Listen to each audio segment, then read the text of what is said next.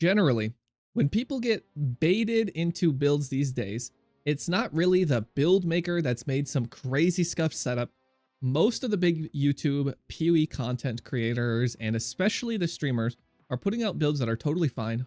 It'll be bait in the sense that it might not be a build that works for the kind of player you are, or what build you need to succeed. Every good build needs a bit from each of these 5 categories, and those would be mitigation, avoidance, recovery, damage, and clear speed and or coverage. That's clear speed / coverage. With a little investment in the build, hopefully shoring up its weaker aspects while accentuating the strongest, most builds are going to have a pretty decent number of points into all of these categories, right? Now, this isn't all saying that there aren't bait channels out there. So there definitely are. Instead of talking about which build guides you can trust, let's talk about which ones that you shouldn't. So first off, nobody should ever play a League Starter or any build at all from the PoeBuilds YouTube channel.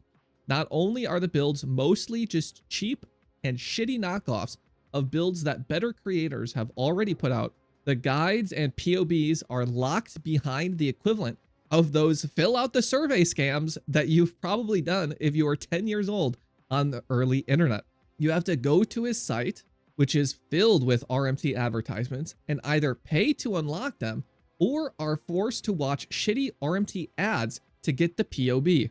What an absolute and utter fucking joke of a channel and a cancer on the Path of Exile community. One other channel to watch out for is the ever infamous Fast AF channel. Just aren't going to be good builds for new players to follow for good progression.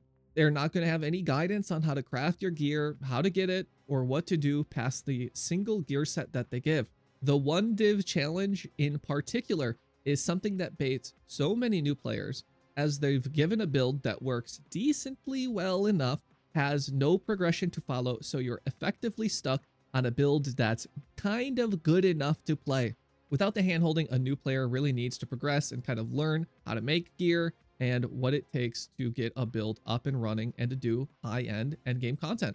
The only people playing one div builds are noobs, and the only people who can take that one div POB and expand on it are experienced players, so it's overall just noob bait. Plus, when they showcase these builds and give you the POB, they're from a level 100 character.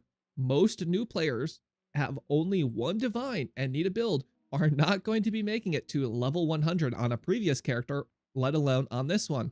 I would expect these one div builds that noobs play to hit around level 80, which means they're missing 20 entire passive points and 20 levels worth of flat life compared to the build that's showcased on the YouTube channel. That's a lot of damage and a lot of defense that you'd be missing in comparison to what they're showing. One last thing I would be a little bit cautious about is just the PoE forum builds. It's kind of just a mixed bag of great builds. There are some really good guides on there, but there's also a bunch of shitty guides on there. So you kind of have to be able to sift through that. If you want some guaranteed certified banger written format guides, just head on over to Maxroll, where all our builds are great, hold your hand, teach you how to craft, and give you the progression that a new player needs. Most league start builds that streamers and YouTube content creators are going to be putting guides out are going to have a decent mix of mitigation, avoidance, recovery, damage, and clear speed. No league starter is going to max every single one of these. There's always going to be a compromise there. So if you're a newer player, I would recommend you to focus on builds with higher defense and higher recovery at the cost of damage or clear speed, or to find a build that's pretty easy to play. This is because those high damage, high clear builds like Lightning Arrow require you to know all of the map boss moves to avoid them, have a high familiarity with which map mods you can run and handle, or what monsters to be wary around, you know, what flame bearers do, what an Ice Nova strong box means, what altar mods you can get away with and which ones that you absolutely cannot. And especially the number one rule of these squishy blaster builds is to always move and always kill. So they're kind of a high APM, high skill cap build almost, where you have to always be on your toes, always a little bit puckered, and always know what's happening on your screen, what needs to be avoided, and what can just be killed from a distance. One last reason that higher defense builds are super important for new players, aside from not getting pissed all the time from dying, is that levels are very important for character power. I kind of covered that in the fastest section, where, you know, the level 100 character versus the level 80 character is going to be a major difference, especially when you're talking about low budgets. So even an extra 10 levels on your build can be an extra 20 to 30% damage, depending on which clusters you're getting, which notables you can head to.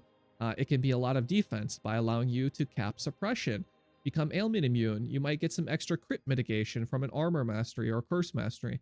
You might get extra max resistance if you're down in the bottom left, or some extra max life no matter where you are on the tree.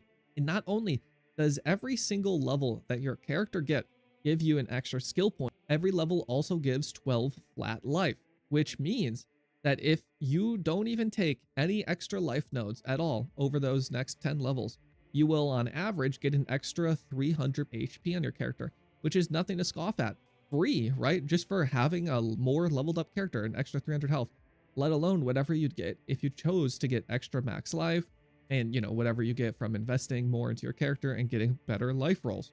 All in all, to summarize this video up, how you don't get baited into bad builds or bad league starters is going to be avoiding the Path of Exile builds and fast AF channels, following a max roll or streamer build. And if you're new, play something tankier so that you can learn the game and invest into the build to make it have better clear and damage. Always key that you're investing into your builds. A lot of people will level to 75 or level 80. They'll get a few divines and they'll want to reroll because their build is weak. But the thing is, your build is weak because you've not invested into it.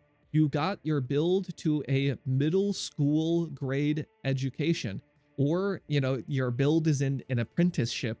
Instead of investing into it more and getting it to high school or college, or getting it to be a journeyman, you kind of just keep stopping at that very low level. Always invest in your builds, follow the build guides, just keep putting currency in your build. It's going to make it more fun. You'll want to play that build more because it'll be tankier, faster, it'll have more damage. And that's what Path of Exile is all about. It's all about starting with a shitty build, right? You pull up on the beach and you pick up the very first piece of wood that you find, and you work your way up all the way until you're killing like gods, right? And that takes you investing into your build. It takes you grinding for experience, grinding for currency to buy upgrades or craft your upgrades, and to just make your build better, right? That's what it's all about, dude. Blasting ass and getting cool drops. Okay, anyways, thanks for watching another stalled video until league start happens. I'll see you guys there. Like and subscribe. I'll see you in the next YouTube video. All right, peace, homies.